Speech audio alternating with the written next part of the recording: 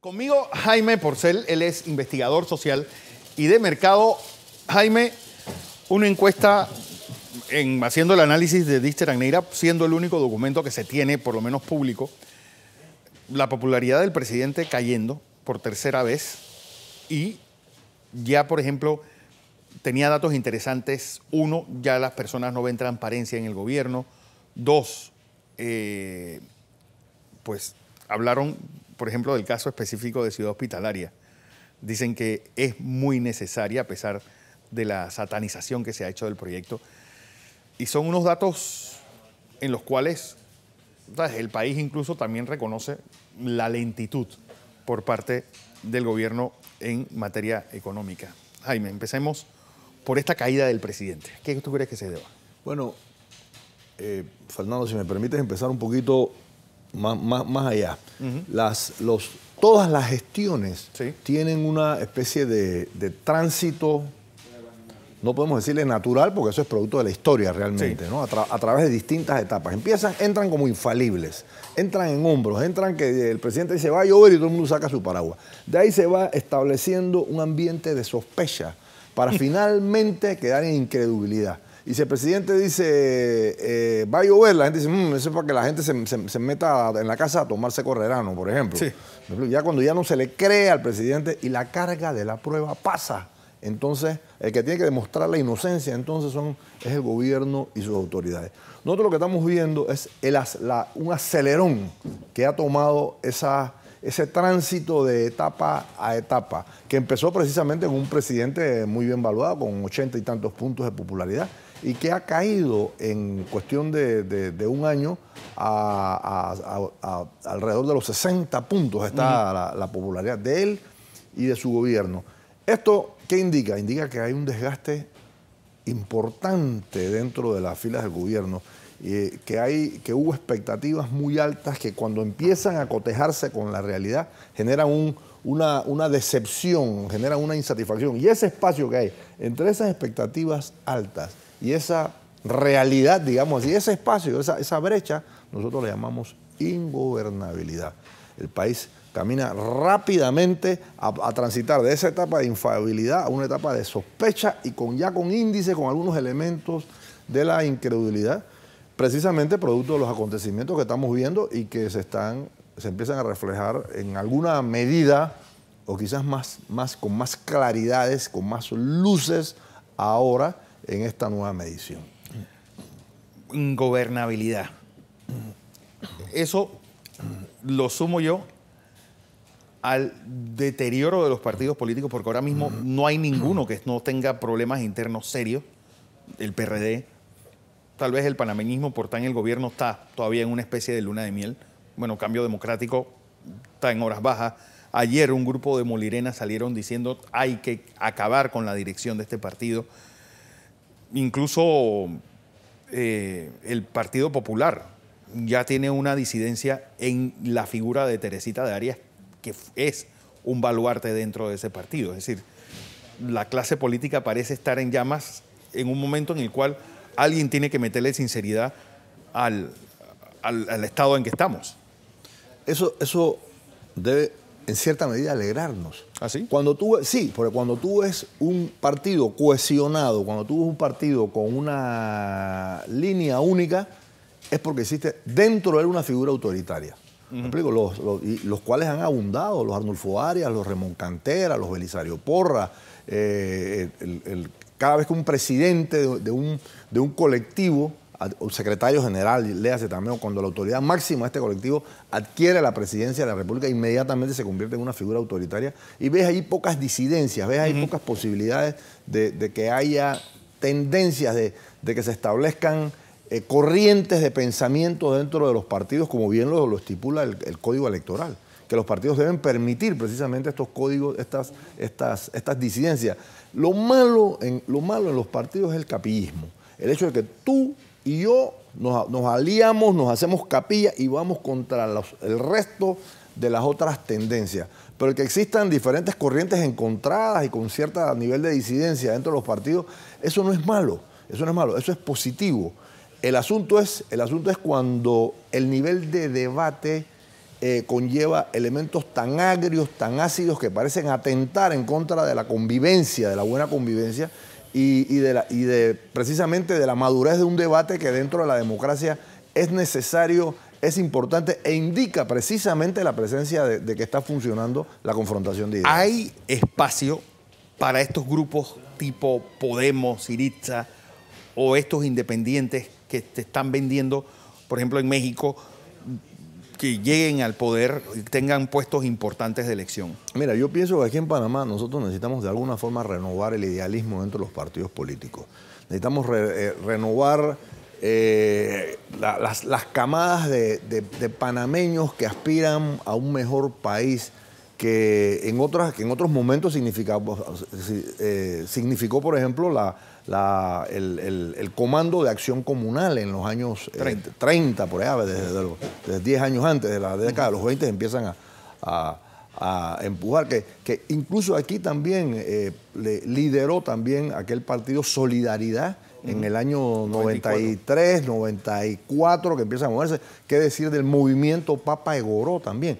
Que lo que hace es que nuclean una serie de idealismos de personas que quieren realmente cambiar, que no tienen rabo político, pero que desgraciadamente a la hora electoral son despreciados por los electores, demostrando una vez más que los que conocen el juego aquí, como siempre se ha demostrado desde el año, como la siguiente elección del año 32, que al año siguiente hay otra elección, inmediatamente los liberales que habían sido desplazados del poder empiezan otra vez a tener vigencia dentro de las estructuras de Pero eso no pasa del por Estado. tener un código electoral realmente que promueve la partidocracia y que promueve solamente la vida política dentro de los partidos. Pero es que la votación, la votación, es verdad que en cierta medida aquella restricción, aquella obligación de 3% mínimo para poder sobrevivir, creo que lo bajaron ahora a 2%. A mí, en lo personal me parece un atentado en contra de los partidos nuevos.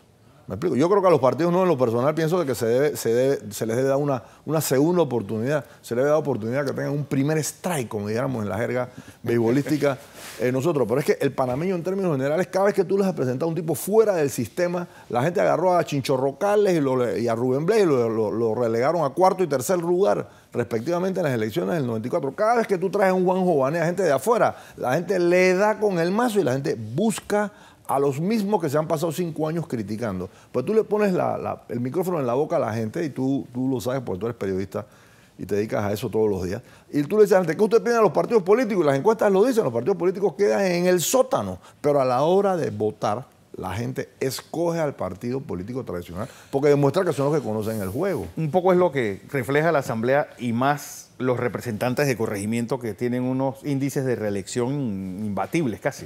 Claramente tú también lo puedes ver, tú también puedes encontrar ese indicador de la persistencia de los partidos políticos en la cantidad de diputados independientes. Aquí malamente tenemos una independiente, porque la gente prefiere votar por aquellos que conocen el juego de la política, que son los partidos tradicionales. Y para que en cierta medida también el código lo legitima, ¿no? Vamos a entrar en el segundo año de gobierno. Y, por ejemplo, ¿qué golpe de timón podría hacer Juan Carlos Varela para que esta tendencia no siga a la baja? Mira, yo creo que en este momento hay una paralización del país. Yo estaba leyendo las declaraciones del hermano del presidente, el diputado Varela, y él admite y ya hace un llamado de atención claro en el sentido de que el país se encuentra paralizado. Se habla de que se han impuesto nuevos sistemas de control contable. Se habla también de un contralor que exige requisitos que desde los años 90 no se exigían, pero que están en la ley. Se habla también de que se ha establecido una especie de temor a firmar de parte de los ministros, porque todo aquel que estampa su rúbrica se corre el riesgo de quedar judicializado, como está sucediendo. Pero lo cierto es que hay que mirar. Tú ves a la Cámara de Comercio, tú ves en el día de ayer a los hoteleros.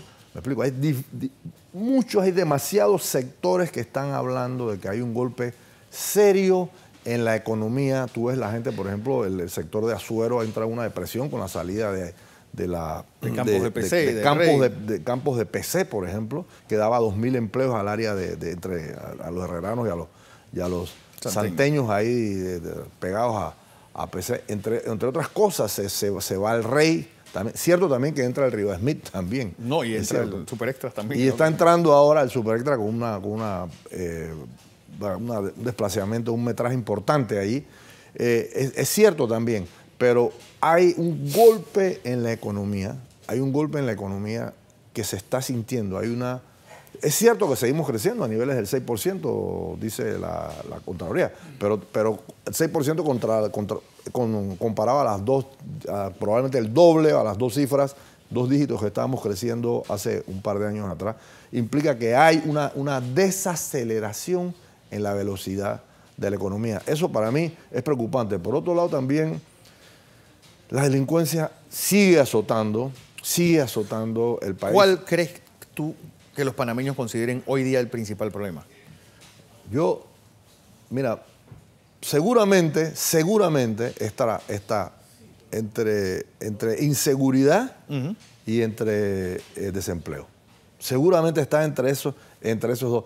Porque mira, la corrupción con todo y que se está haciendo, el gobierno hay que admitirlo, ha sabido abanderar, ha sabido tomar la consigna anticorrupción que no ha sucedido, por ejemplo, como no ha sucedido, por ejemplo, en Honduras, en Guatemala, en Chile, en Argentina, etcétera, donde la consigna esa está en manos de la oposición civil. Y de outsiders. ¿Me explico? De jugadores de fuera del campo político. Sí, y lo hacen también para confrontar al gobierno. Aquí es el gobierno quien toma la bandera, y precisamente eso nos tiene a nosotros ahora en una situación más estable, con mayor gobernabilidad que lo que nosotros estamos viendo en otros países. O sea que ese tema de la corrupción en estos momentos en Panamá no tiene la vigencia que tiene en esos países, precisamente porque ha sido el gobierno que está abanderando el reclamo en pro de la ética que es el nuevo fantasma que recorre América, Fernando. Sí, se habla incluso de una primavera centroamericana, sí, con los problemas que hay en Honduras y Guatemala. Haciendo analogía con las primaveras árabes europeas, ¿no? Pero, obviamente, vamos a entrar en un segundo año en el cual tal vez la crisis política se acentúe por cómo quede la correlación de fuerzas en la Asamblea. ¿Tú le ves vida a ese pacto de gobernabilidad? Bueno, si nosotros, mira, yo creo que una de las cosas inteligentes que ha hecho el gobierno es respetar ese pacto de gobernabilidad. Ellos están presionando para que ahora en esta vuelta, que según el pacto le toca al PRD, la presidencia de la Asamblea, ellos están presionando para que le pongan a ellos un presidente, una figura, pues digamos, potable para ellos, lo cual pareciera apuntar a una descalificación de Vinicio Robinson. Me suena a mí a eso y le abre espacios a figuras como Rubén de León, a figuras como Samir Gossaine, que van a tener mayor o menos oposición, por lo menos dentro del sector que gobierna el Ejecutivo, en este caso los panameñistas. Yo creo que ha sido inteligente. Mira, este país hubiera sido otro si el PRD se hubiera unido a Cambio Democrático y esa es la oposición entonces quien gobernara el órgano legislativo. Aquí hubiéramos estado viviendo momentos muy difíciles, todavía quizás con autoridades por refrendar, todavía quizás con presupuestos discutibles como ha sucedido en otros momentos y precisamente con esos elementos de gobernabilidad necesarios para el bien de todos los panameños. Un poco lo que vivimos en los 3 últimos años del gobierno de Mireya Moscoso. Un poco lo que vivimos precisamente y que vivimos también de una forma poco perceptible porque eran otras condiciones con el gobierno de Endara también. Sí. Cuando Endara lo que decidió fue gobernar por decreto. Ahora, una democracia, eso es darle la vuelta a uno de los órganos sí, pero igual más también era una situación muy coyuntural y específica. Muy coyuntural el gobierno de Endara, por supuesto. Donde estábamos dispuestos a tolerar un montón veníamos también de una especie como de alivio, ¿no? El país había cogido como una especie como que, bueno, ya por fin salimos de esa tensión que se nos transmite tanto en nuestra vida diaria.